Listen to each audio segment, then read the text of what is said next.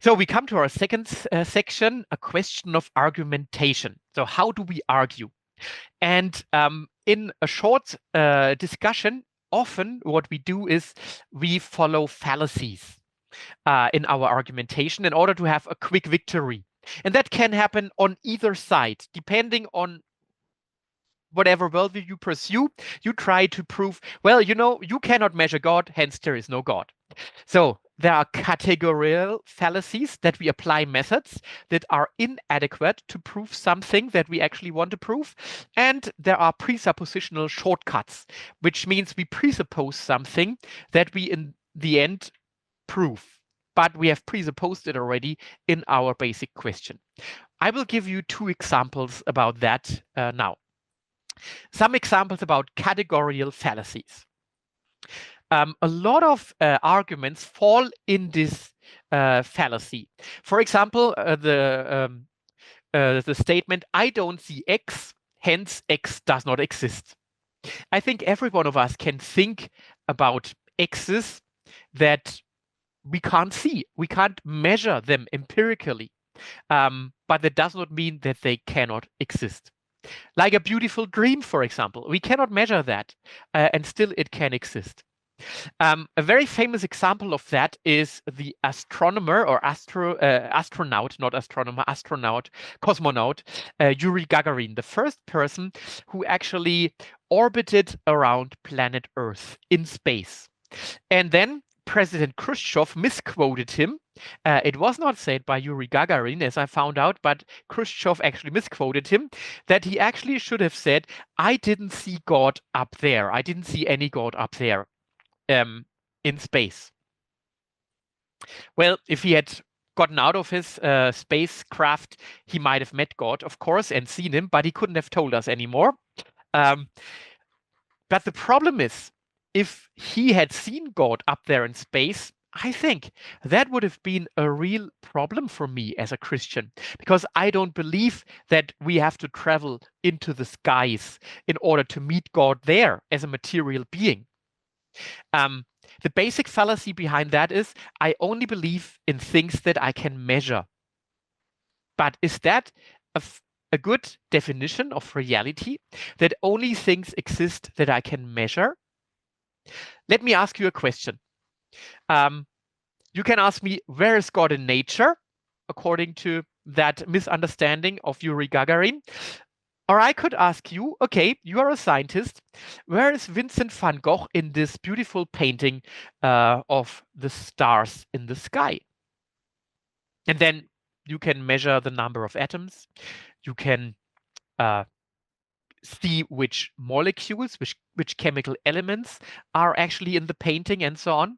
But you have no chance by the means of measuring the picture to prove that there is Van Gogh as the painter. As an arts historian, of course, you know that there are sources that indicate very strongly that this painting has been painted by Van Gogh. But this is historical evidence, and you can't measure that. That is something you have to believe, but whether the sources, the historical sources, are correct. But science cannot prove that there is Van Gogh, a painter, because the painter is not part of his painting. The painter is outside of his painting, and that's the reason why we believe that he is the painter of the painting. If Van Gogh would be just a part of that painting, I would have strong doubts that he is the painter of the painting, of course. And the same is, of course, true for God. If God is the creator of creation, the creator of nature, then it is not very rational to believe that God should be measurable within nature, but he should be transcendent, as philosophers and theologians say. That means beyond nature. And then we cannot measure God in nature. But as in the picture, we might be able to see some evidence for God's acts, that he is actually the creator of nature. And we will talk about that in the 4th chapter, actually, that there are evidences and there are traces of God that we can pursue in nature. Okay, so we cannot prove or disprove God with the means of science, because God is not part of the object of science, which is the material nature. And the same is true for ourselves. I myself am not a material object in nature. Of course, you can measure the brain currents in my head if I talk, if I think, but does that prove that I am a real person? Couldn't I just be a simulation or something? We come to very difficult questions about that. So, where is God in nature is the first categorical fallacy. The second categorical fallacy is the God of the gaps. And this is a double fallacy. Sometimes we say we do not understand something and hence it was God. Like in that cartoon on the right-hand side. One scientist explains to another, well, there is a problem to arrive from Formula 1 to Formula 2. So there is something happening in between, and let's call it a miracle. Then a miracle occurs. And then the colleague says, well, actually, I think you should be more explicit here in step number 2, between the two formulas, between the two steps. Well, if we do not understand something, of course, this is not in itself an argument that this was God. But likewise, of course, if we do not understand how to arrive from one step to another step in a scientific theory, this does not mean that necessarily there must be a natural process. We simply do not we do not know how we arrive from one to another thing. And there might be gaps that can be easily closed by a natural mechanism, but there might be other gaps that are opening up more and more. For example, when you talk to origin of life researchers, for example, if you listen to some channels on YouTube, I just don't remember the name of it right now, but I will tell you later. A Messianic Jew in Texas. He has a fantastic channel where he challenges all the current theories about the origin of life. And he says the problem is always getting long chains of proteins, getting long chains of amino acids, getting long chains of sugar molecules, getting long chains of fatty acids, and so on. That's a problem in real nature. And no one has ever shown how that could arise without a living cell in place already. So this seems to be a gap that opens up more and more and more. Thomas Nagel, for example, comments on another kind of gap. He says, it would be an advance if the secular theoretical establishment could wean itself of the materialism and Darwinism of the gaps. So he says there is not only a God of the gaps, but there is also a materialism and a Darwinism of the gaps. Like we have a gap, but we say, well, it was nature. Nature did it. This approach is incapable of providing an adequate account of either constitutive or historical of our universe. So he says there are things like the origin of life, like consciousness, like rationality, and like morality, which cannot be accounted for by materialistic processes. And still we believe there is a reality, an existing real reality behind those things. Very interesting statement by someone who himself is not a believer in a personal God. He says he's religiously unmusical. He has no affinity towards religion. But he says materialism cannot be the whole story. So there is the God of the gaps, no mechanism, hence it's God. On the other hand, there is the other argument, mechanism refutes authorship. We discover a mechanism, hence there is no God. For example, we understand how one computer produces another computer. We understand that, and hence there is no producer of that computer. There is no Steve Jobs, there is no Bill Gates, and there is no Konrad Zuse, who has actually developed the first computer. But that's of course not true. If we understand a mechanism, this does not necessarily mean that there is no author or no creator of that mechanism. Just the opposite. Sometimes if we understand a mechanism, for example, how a computer works, we appreciate even more the intelligence and the ingenuity of the author of the computer. So a mechanism itself does not refute the existence of a creator. Examples in science would be nearly all those who developed science all the pioneers of science. For example, Johannes Kepler. He defines science as thinking God's thoughts after him. So we do what God did, but we think his thoughts after him. Our minds are smaller than God's minds, of course. He was very clear about that. But he said, God puts rationality in his creation, and hence there must be rationality in the laws of science. And he says the most important goal of all investigations about the external world should be to discover the rational order which was imprinted in it by God and which he has revealed to us in mathematics. The more I know about God, the greater God's glory is. And he put a prayer in his scientific work, which usually is not done anymore today, of course. But for him, doing science, discovering mechanisms and discovering the rationality in nature was not a problem to believe in God. So these were some categorical fallacies which do not solve the problem in themselves, but are shortcuts in both ways, of course. And then second, presuppositional fallacies. An argument that I, as a Christian, often hear is, well, isn't religion just wishful thinking? You look for comfort and hence you believe in a loving Father in the heavens. Well, let's first check the evidence. The evidence is that religion and belief in a superior being actually exists in all cultures, in all ancient cultures. Atheism is a very late phenomenon in human cultural history, actually.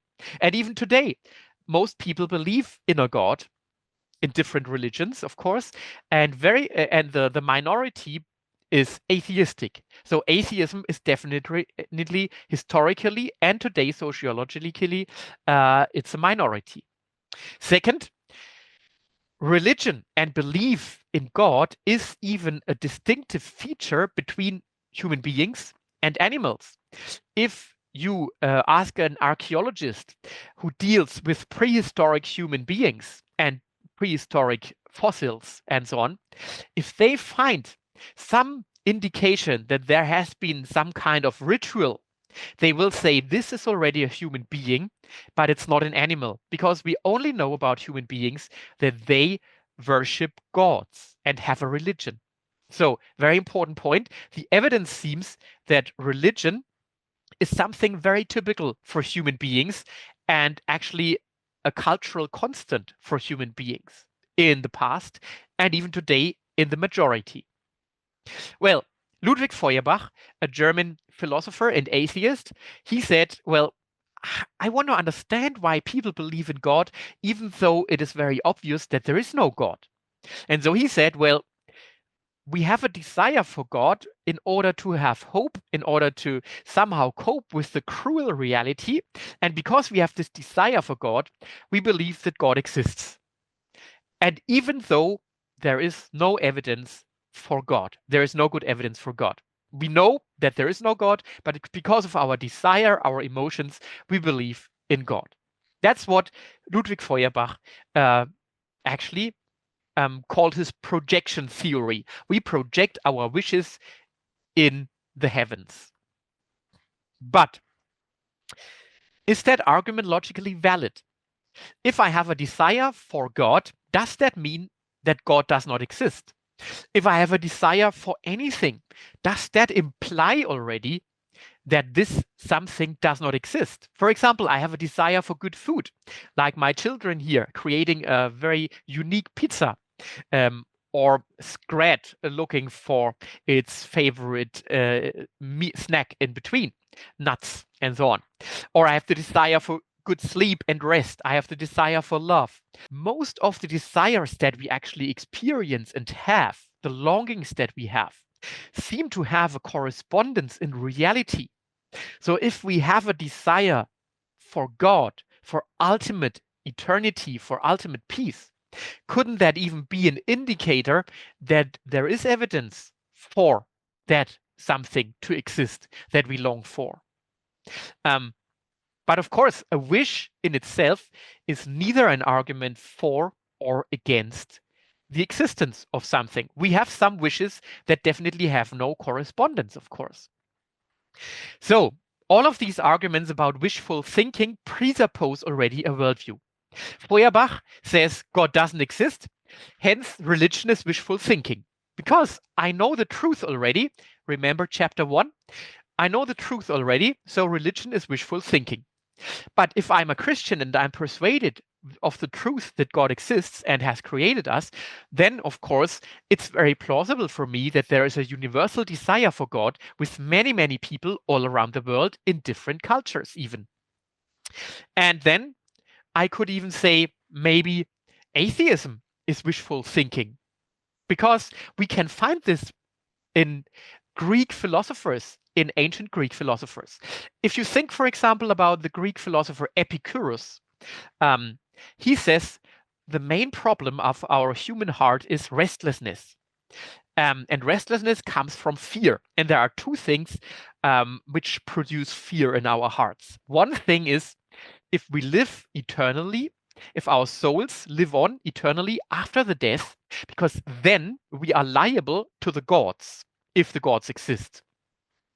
And hence, it is good to believe that there are no gods, and if they exist, they are not interested in us, and to believe that our life simply finishes with our death. So he wishes to have rest, a peaceful life, peace of soul, peace of mind. And in order to achieve that, he says, let's believe there are no gods, and let's believe our life will end with death, is finite, and we don't live on after that. And secondly, he says, it's a problem. We need to be fearful if the gods can interfere with our lives. Hence, let's believe there are no gods who can interfere. And he recommends just watch the regularities in nature, then we'll realize that the gods do not interfere. Be assured there are no intervening gods. And actually, he and some of his Greek philosophical colleagues developed already a first evolutionary theory, because they said, well, there are only atoms and empty space, and the atoms combine to more complex objects, and those objects that are fit and can procreate, multiply, and so on, they remain, and those who cannot and are not fit enough, they will disappear again. So that's already selection and variation, which is actually evolution, without knowing anything about genetics or biological selection and so on. So what we can see is the initial point for his thinking was the wish, but he did not really have evidence, true evidence that there is no God. He just wanted to have it like that. So atheism could just be wishful thinking. I hope there is no God to whom I'm liable after my life and to whom I have to justify the bad things that I did in my life. So it's a question of argumentation. We saw there are categorical fallacies and there are presuppositional fallacies. We presuppose our worldview and then prove actually why our worldview is correct, so to say. And third, how do we get out of that? How do we get a constructive argumentation? And I think nearly every worldview has some circular arguments to itself. We start always from presuppositions. We cannot think differently. We always need to start from presuppositions. That's very important to know. And so it's good to be honest about my own presuppositions from which I start. And in order to be in comparison, in conversation with other worldviews, Thomas Nagel says, philosophy has to proceed comparatively. That means inference to the best explanation.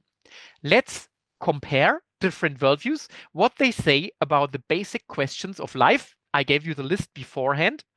And then let's look at the evidence. Let's look at worldview, at observation 1 and observation 2, and let's see what worldview A says about it and what worldview B says about it.